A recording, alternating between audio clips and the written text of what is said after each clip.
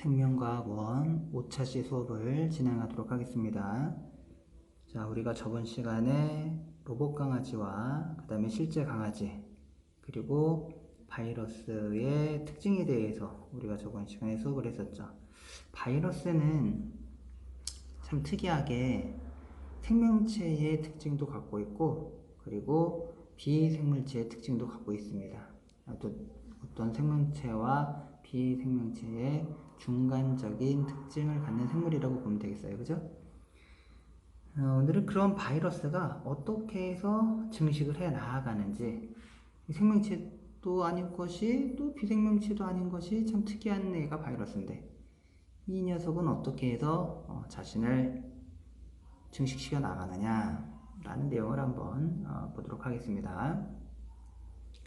자, 먼저 여기 그림을 보시면요, 자, 얘가 누구냐면 박테리오파지라고 써있죠? 이 박테리오파지가 바로 바이러스예요.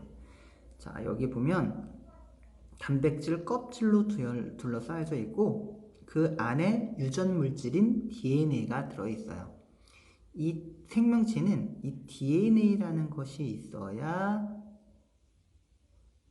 자손에게 어버이의 형질을 자손에게 전달할 수가 있어요. 우리가 보통 그걸 유전이라고 부르죠. 그래서 DNA는 유전 정보를 담고 있는 물질이에요. 그래서 유전 물질이라고도 부르죠. DNA를. 근데 그 DNA를 지금 단백질 껍질로 감싸고 있는 구조가 바로 바이러스입니다.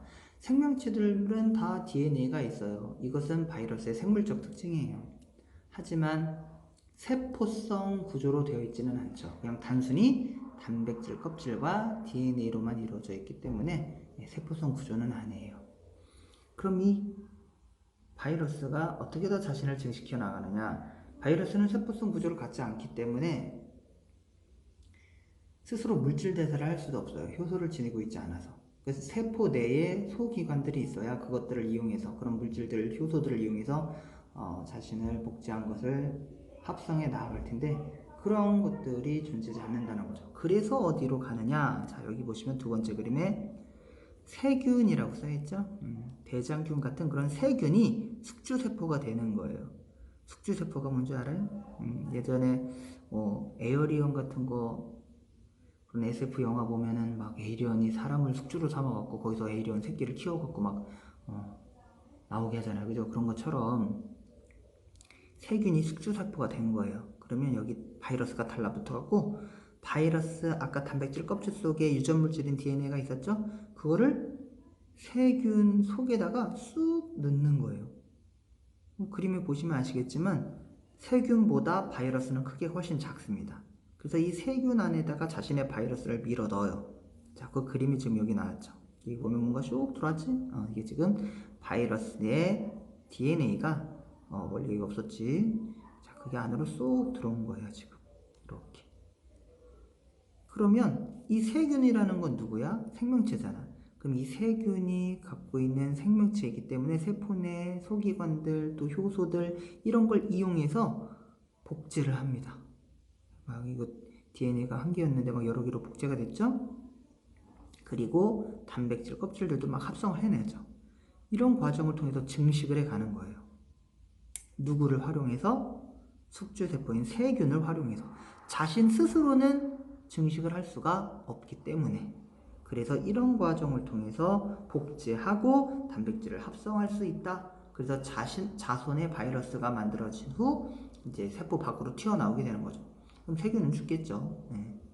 자, 그래서 거기 있는 내용을 한번 볼까요? 여기 동그라미 1, 2, 3번에 내용이 써있죠? 자, 자신의 유전 물질, 즉 핵산을 숙주세포 안으로 주입한다. 여기서는 그 핵산이 바로 DNA인 겁니다. DNA. 자, 숙주세포 안에 바이러스의 유전 물질이 복제되고, 자, 여기 지금 유전 물질이 복제됐죠? 그리고 단백질이 합성한다. 자, 지금 바이러스의 몸체인 단백질 합성이 됐죠. 그래서 자손 바이러스가 조립된 후 숙주세포 밖으로 방출이 이렇게 되면 또 다른 바이러스가 만들어져서 증식을 하게 된다라는 겁니다. 자, 우리가 지금 코로나19 때문에 많이 힘든 상황을 겪고 있는데, 그 코로나19도 바로 이런 과정을 통해서 증식을 해 나아가는 거예요. 그러니까 우리가 이제 숙주세포가 되는 거죠. 간염이 안 되도록 서로가 조심을 해야 되겠어요. 자, 요 밑으로 조금만 내려가 볼까요? 자, 밑으로 쭉 내려가 보면, 자, 여기 보면 우리가 아까 공부했던 박테리오파지가 있죠? 네, 박테리오파지의 모형이 지금 나와져 있습니다. 자, 박테리오파지가 바이러스라고 했죠? 조금 밑으로 내릴게요. 그렇죠?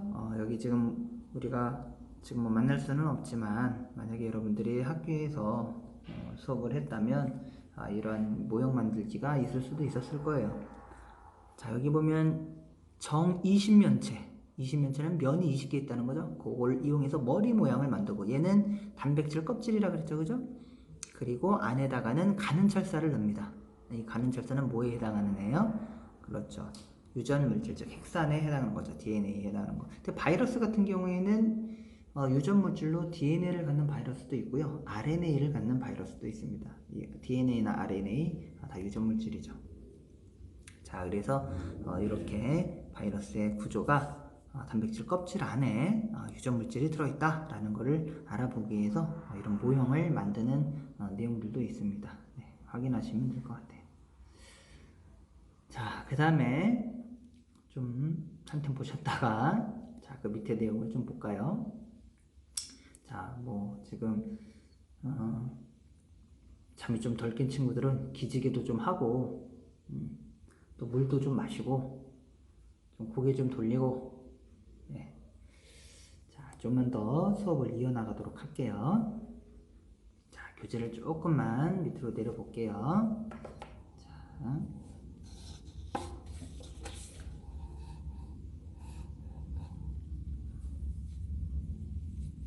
자, 이번에는 생명과학의 특성이 나와 있습니다.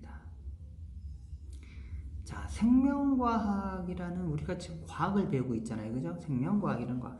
원래 기초과학에는 생명과학, 지구과학, 물리학, 화학 이런 과목들이 있죠.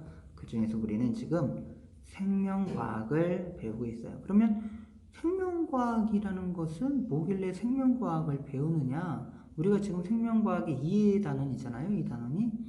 그래서 생명체의 특징도 배운 거고요, 또 바이러스의 특징도 배운 거예요. 자, 그럼 생명과학이라는 것은 무엇이냐가 동그라미 1번에 나와져 있습니다. 자, 여기 보면 생명과학은 이라고 해서 쭉 설명이 써 있죠. 자, 한번 같이 보면 지구에 살고 있는 생명체의 특성과 다양한 생명 현상을 연구하는 학문이 바로 생명과학이에요. 그러니까 생명체의 특성, 또 생명체가 지니는 다양한 현상, 그런 것들을 연구하는 학문이에요. 그래서 생명과학은 그 생명의 본질을 밝히는 게 바로 생명과학입니다. 근데 그것으로 끝나는 게 아니야. 그냥 만약에 생명과학은 생명의 본질을 밝히는 학문일 뿐이다, 그러면 그거는 틀린 말이죠. 그럼 뭐 하느냐? 자, 그 밑에 동그라미 2번 내용을 한번 보세요. 자, 여기 보면 동그라미 2번에 중간쯤 보면 그 성과를, 자, 생명과학이 생명의 본질을 밝혀내고 난 그 성과를 인류의 생존과 복지에 응용하는 종합적인 학문이 바로 생명과학이다. 그러니까 생명과학이라는 것이 단순한 그러한 학문이 아니라는 거죠. 생명과학을 통해서 우리가 얻어낼 수 있는 것들이 많이 있잖아요, 그죠? 그래서 그러한 결과물들을 인류의 생존과 복지에 응용하는 종합적인 학문이 바로 생명과학이다. 자, 그럼 생명과학이 아까 생명체의 특성이나 이런 본질을 밝힌다라고 했는데, 그럼 생명체만을 다루는 거냐? 뭐 토끼, 무슨 사람, 개나리, 민들레 이런 것만 다루는 거냐? 자, 그런 건 아니고요. 자, 동그라미 3번 내용을 보면 생명과학에서는 당연히 생물을 연구하죠, 그죠? 근데 그 생물만을 연구하는 것이 아니라 그 생물을 구성하는 분자, 자, 분자들이 모여서 생명체를 구성하는 그 세포들이 되는 거거든요. 그 분자에서부터 생태계라는 것은 환경까지도 포함한 거죠. 그래서 분자에서가 가장 작은 단위고요, 생태계가 가장 큰 단위라고 생각하시면 돼요. 생명과학의 연구 대상 중. 그래서 분자에서부터 생태계에 이르기까지 다양한 범위의 대상을 통합적으로 연구하는 학문이 바로 생명과학입니다.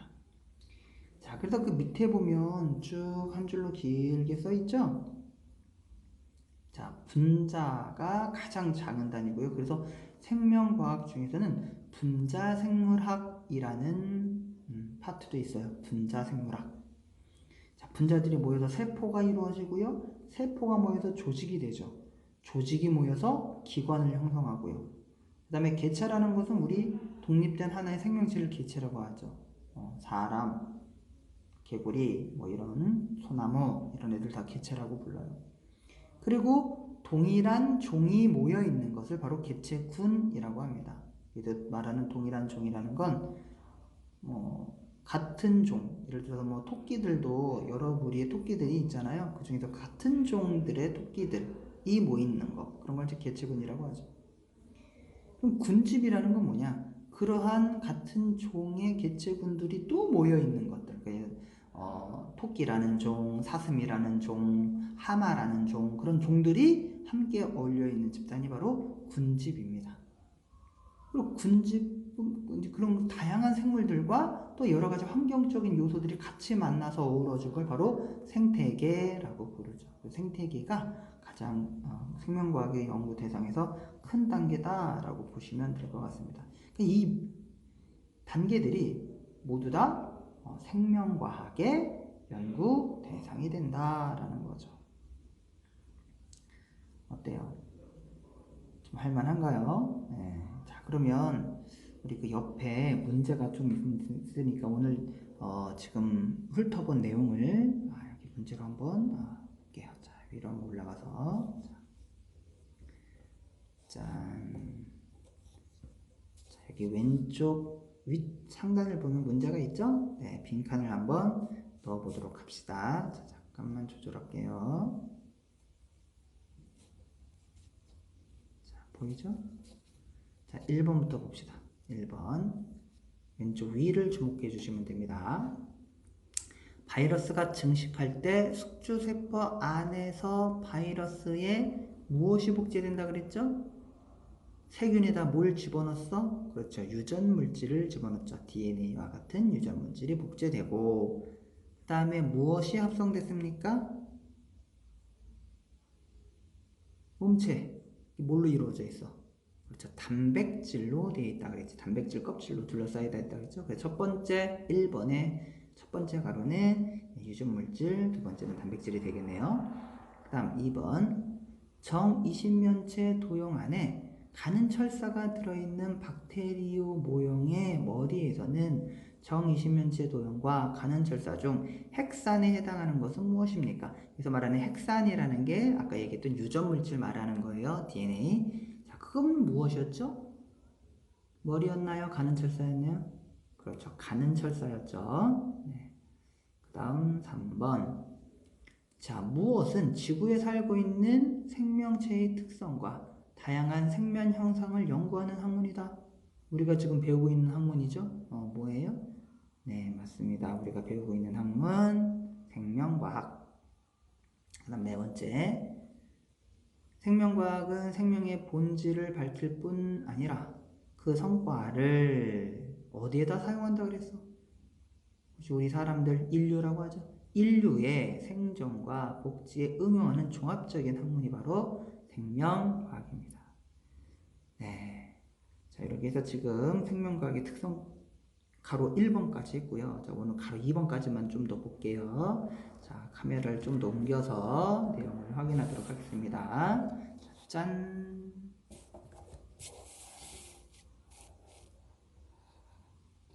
네, 조정 좀 할게요. 됐죠? 자, 여기 보면 생명과학과 다른 학문의 연계라 그래서 생명과학은 생명과학만 공부를 하는 거냐? 그렇지 않고요. 다른 학문들과 연계되어 있다는 거예요. 연관성이 있다는 거죠. 다른 학문과. 자, 그러면 생명과학이 다른 학문들과 어떤 연관성이 있느냐, 어떻게 연관성을 짓느냐에 대한 내용을 한번 확인하고 오늘 수업을 끝내도록 할게요. 자, 좀만 고생합시다. 자, 그 밑에 가로 2번 보면 생명과학과 다른 학문 분야와의 연계. 그 밑에 동그라미 1번에 생명과학은 다른 학문 분야와 많은 영향을 주고받으며 발달하고 있다. 그걸 배우려고 하는 거죠, 지금. 어떤 영향을 주고받느냐? 그걸 보려고 해요. 그 다음 동그라미 2번. 연계된 학문 분야.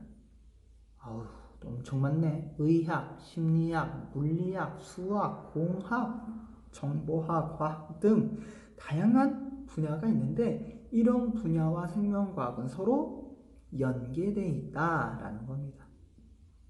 그래서 생명과학이 이런 다른 학문들과 연계해서 어떻게 해요? 얻어낸 연구 성과로 환경 및 에너지 문제를 해결하고 또 질병을 치료하고 또 식량을 증산해서 인류 복지에 이바지하겠다라는 거죠.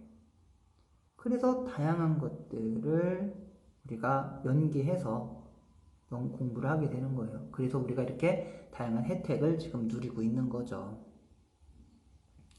그래서 실제적으로 우리가 다양한 그런 연계 사례들이 있어요. 그 다양한 연계 사례만 보고 끝내도록 할게요. 자, 밑으로 쭉 이동을 해보면 화학 돋보기. 그래서 전자현미경이라는 거 있죠.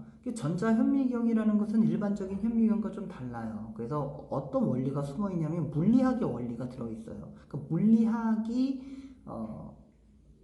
있었기에 전자현미경이라는 게 만들어졌고 이것을 통해서 세포라든지 또는 세균, 우리가 앞에서 공부했던 바이러스 이런 것들을 공부할 수 있게 된 거죠. 그래서 생명과학 발달에 기여를 하게 되었다라는 거고요. 그 다음에 생체 모방공학이라는 것도 있어요. 그래서 생명과학과 공학이 연계된 거예요, 이번에는. 그래서 생물의 우수한 특징을 모방한 제품들을 개발해내고 있는 거죠. 예를 들어서 전신 수영복 같은 경우 상어의 비늘 모양을 이용한 전신 수영복, 엄청 빨리 수영을 할 수가 있어요. 그런 것들이 다 생체 모방 공학이에요. 그 다음에 사람의 유전체 분석, 생명과학, 기계공학, 물리학, 화학, 정보학 이렇게 다양한 학문들이 연계돼서 사람 속에 들어있는 DNA의 염기 서열을 분석해서 사람의 유전자 지도를 만들어낸 거예요. 그걸 유전체 분석이라고 하죠. 그 다음 마지막으로 생물정보학, 생명과학과 정보학이 연계되어서 통계기법, 컴퓨터를 이용해 DNA의 염기서열과 단백질의 아미노산 서열을 분석하고 단백질의 구조화 기능을 예측하는 걸 바로 생물정보학이라고 하죠. 정보를 준다는 거죠. 생물에 대한 정보를. 네, 이렇게 해서 생명과학이 다른 학문과 연계가 되어져 있다라는 겁니다. 자, 예를 들어서 뭐 전자현미경을 예로 들었다면 물리학이 연계됐겠구나. 이 정도 우리가 생각해낼 수 있겠죠, 그죠? 네, 이렇게 해서 여러분들이 지금 생명과학 학문만 별도로 따로 발달하는 게 아니라 다른 학문들과 연계되어서 이렇게 발달되고 있다라는 걸 생각하시면 될 것 같습니다. 네, 오늘 수업은 여기 생명과학의 특성까지만 얘기하고 다음 시간에는 생명과학을 탐구하는 방법, 어떻게 해서 생명과학을 탐구하느냐에 대한 이야기를 배우도록 하겠습니다. 네, 오늘 고생 많으셨습니다.